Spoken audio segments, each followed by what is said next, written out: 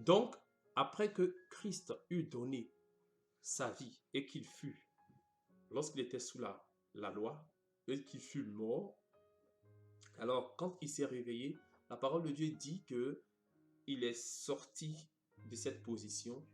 Lorsqu'il est ressuscité, en ce moment, il n'était plus sous la loi et la Bible nous renseigne qu'il est monté au ciel et il est allé se positionner à la droite du Père. Alors, il y avait une prophétie qui avait été donnée dans l'Ancien Testament, on aura l'occasion de revenir là-dessus, où la parole de Dieu parlait de la droite des œuvres, des choses qui se passaient, la main droite de l'Éternel qui était en train d'agir, en fait. Et c'est relatif, en fait, à Christ. C'était prophétique par rapport à Christ qui devait venir et agir.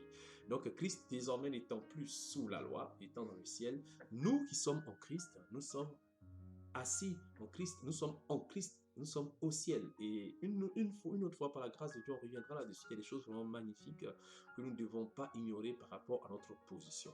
Maintenant, où il y a un sérieux problème, c'est la pensée et la mentalité selon laquelle, c'est l'idée selon laquelle, comme nous ne sommes plus sous la loi, alors nous pouvons nous permettre de poser certaines actions contraires à la loi du Père éternel. Alors, grâce à cette vidéo qui est réalisée, nous allons vous donner par des versets bibliques tous les moyens de comprendre que vous qui êtes en Christ, attention, jamais ne vous laissez séduire ni distraire pour vivre contrairement à la loi de Dieu.